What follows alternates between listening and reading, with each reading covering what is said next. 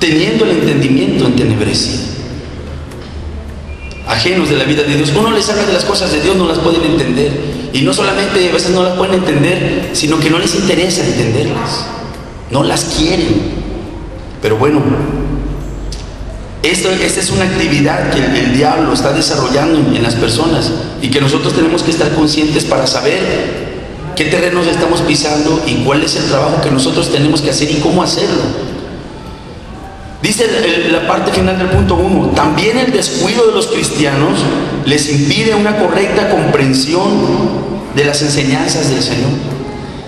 Ciertamente nosotros ya conocemos la palabra, pero no debemos descuidarnos, no debemos descuidar la lectura de la palabra de Dios, no debemos descuidar nuestros tiempos de oración, no debemos descuidarlos, porque no podemos confiarnos de lo que ya tenemos y ya no cultivarlo, ya no cuidarlo.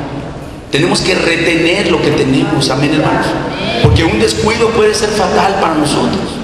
Podemos deslizarnos, podemos apartarnos, podemos hacer, como dice la cita que dice aquí en Mateo 15:6, terminar invalidando el mandamiento de Dios por nuestras tradiciones, por nuestras acciones. Entonces nosotros como cristianos, que ya hemos sido alumbrados, que ya hemos entendido, debemos procurar entender más. Como dice la Escritura, antes bien crecer en la gracia y el conocimiento de nuestro Señor Jesucristo. Amén, hermanos. Ahora miren, si bien en el primer punto hablamos de esta obra del diablo, hablemos ahora ya en el segundo punto de nuestra lección de la parte que hace Dios, que es la gloriosa, hermanos, que es la parte maravillosa. Dice el punto 2 de nuestra lección: la iluminación del entendimiento para la salvación. ¿Cómo dice? La iluminación del entendimiento para la salvación.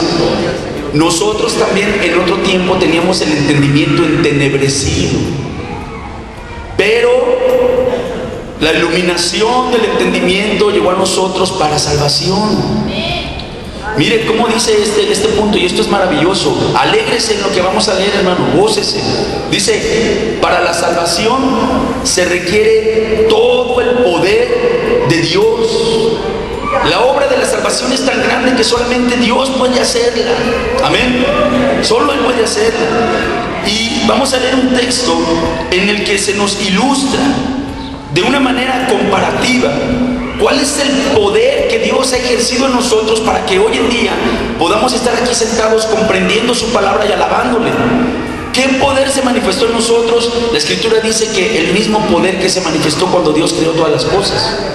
Vamos a leer lo que dice en 2 Corintios capítulo 4 versículo 6. Alaben al Señor, hermanos. ¿Se acuerda que en el libro de Génesis dice cómo se encontraban todas las cosas antes de la intervención del Señor? Dice que la tierra estaba desordenada y vacía y en tinieblas. Esa era la condición de las cosas.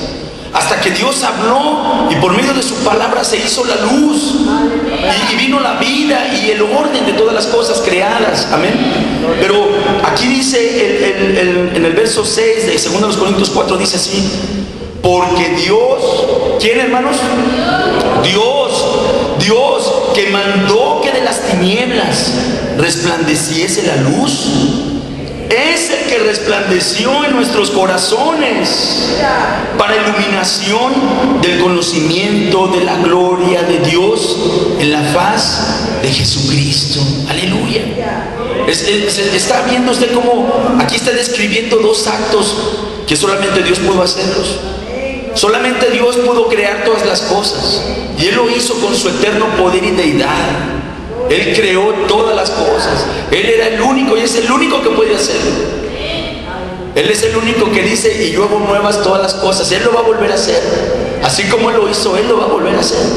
Pero así como Él es el único que pudo crearlo todo, Él es el único que pudo haber alumbrado nuestro corazón. Él es el único que pudo hacernos entender, porque la obra de la salvación es suya. Aleluya. En esto interviene completamente Él. Es su palabra la que predicamos. Es el poder del Evangelio para salvar el que se ejerce. Es su Espíritu Santo el que convence los corazones, el que redarguye, el que convierte. Amén, hermanos. Ciertamente nosotros formamos parte de ese trabajo por la gracia de Dios, como ya lo decía al principio. Estamos involucrados en esa tarea por la gracia de Dios, pero la obra es suya. Y tan la obra es suya que, mire, muchas veces en la salvación de una persona intervienen varios cristianos, ¿verdad? A veces uno le habla, otro le insiste, otro está orando por él, y finalmente con otro va a decir: está bien, te acompaño al templo.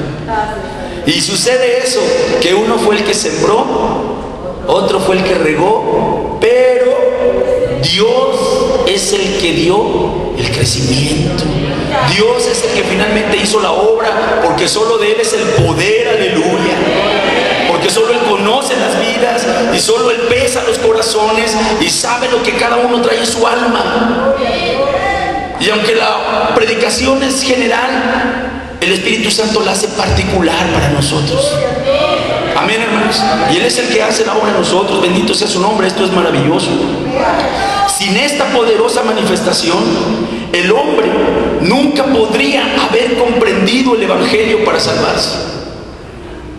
No importara que el hombre tuviera mucha capacidad intelectual, mucho conocimiento, muchas riquezas, si no fuera porque Dios intervino, nunca lo hubiéramos comprendido, hermanos. Es la obra suya. Bendito sea su nombre. Nunca habría podido entender la obra de salvación efectuada por Cristo Jesús. El conocimiento de Cristo renovó el entendimiento entenebrecido por el pecado. Por eso ahora nos resulta más fácil comprender muchas cosas que antes para nosotros eran locura. ¿Cuántas veces alguno llegó a pasar afuera de un templo y se asomaba o escuchaba y decía: ¿y esos por qué estarán llorando? ¿Qué están locos? ¿Y por qué gritan tanto? ¿Y por qué de repente están cantando y luego están llorando? Y mucha gente juzga así a los cristianos. ¿Y qué pasa cuando el Señor alumbra su corazón y los salva? Y al rato está en la congregación y también está llorando y luego está cantando. Y luego está cantando y luego está llorando. Y luego dice: ¡qué maravilla! Yo no lo entendía, pero ahora también lo vivo. ¡Aleluya! Alaban al Señor, hermanos. Él lo hace con nosotros y Él nos hace comprender, Él nos hace entenderlo. Y entonces ocurre esto que dice en Romanos 12:2: nuestro entendimiento es renovado. Nuestro entendimiento es que, hermanos, renovado. Leámoslo, Romanos 12:2. Aleluya.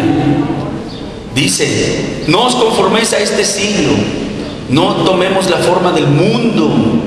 No, hermanos, no os conforméis a este siglo, sino transformaos por medio de la renovación de vuestro entendimiento, para que comprobéis cuál sea la buena voluntad de Dios, agradable y perfecta. Aleluya. Cuando nuestro entendimiento es renovado, entonces podemos comprender que Dios nunca se ha equivocado, que Dios siempre ha tenido el control, y que todo lo que en nuestra vida ha pasado, si ahora estamos en Cristo, entonces nos ayudó para bien.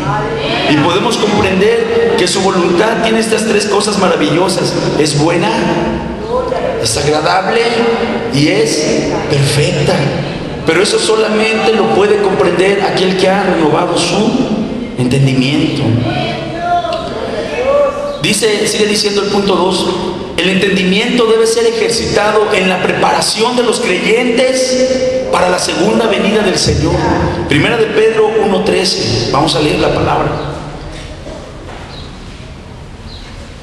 Primera de Pedro 1:13. Tenemos que usar nuestro entendimiento. Amén, hermanos. Vean qué expresión tan hermosa usa aquí el apóstol Pedro para decirle a la iglesia esto. Dice, Primera de Pedro 1:13, dice así. ¿Lo tienen? Leámoslo juntos en voz alta. Dice: por tanto, ceñid los lomos de vuestro entendimiento, sed sobrios y esperad por completo en la gracia que se os traerá cuando Jesucristo sea manifestado. Aleluya. Está hablando de que viene el Señor. Está hablando de que Él ha de ser manifestado. Y la palabra nos dice a ti y a mí, como les decía a ellos en aquel tiempo: hermano, ¿sabes que Cristo viene? ¿Sabes que Cristo viene? Si lo sabes, Ciñe los lomos de tu entendimiento. Aplícate a lo que sabes. Tienes que velar y orar porque Él viene. ¿Por qué no lo haces? ¿Por qué no lo haces? Orad y velad, Él viene pronto. ¿Sabes que el tiempo para que la iglesia trabaje se acorta? ¿Sabes que viene la noche cuando ya nadie podrá obrar? ¿Sabes que ahora todavía es de día y podemos salir a trabajar? Entonces ciñe los lomos de tu entendimiento y haz algo en la obra de Dios, porque Él viene. Eso es lo que el apóstol quiere decirle a la iglesia.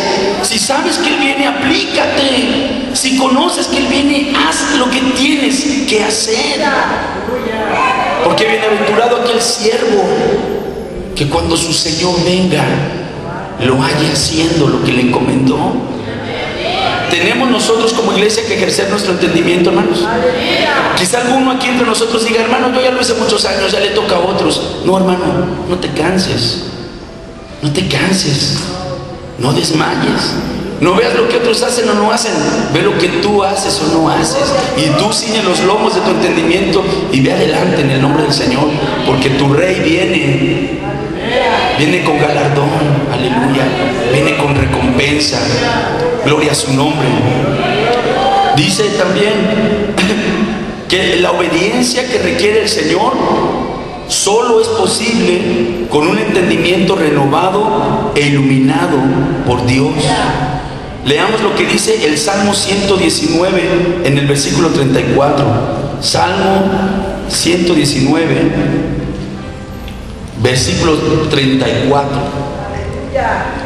Gloria al Señor. ¿Está oyendo? ¿Se está esforzando en entender? ¿Se acuerda cómo el Señor le decía a los que le escuchaban en aquel tiempo: el que tenga oídos para oír? Así, exactamente. Dice 119, Salmo 119, verso 34, dice: dame entendimiento y guardaré tu ley y la cumpliré de todo corazón. ¿Quién es el que va a ser obediente? El que tenga entendimiento. Y tenemos que pedírselo al Señor. Pedírselo al Señor, amén, hermanos. ¿Usted cree que necesitamos entendimiento? Todavía no hemos llegado a la medida de lo que debemos ser. Todavía no hemos llegado a la estatura de ese varón perfecto. Tenemos que pedirle al Señor entendimiento.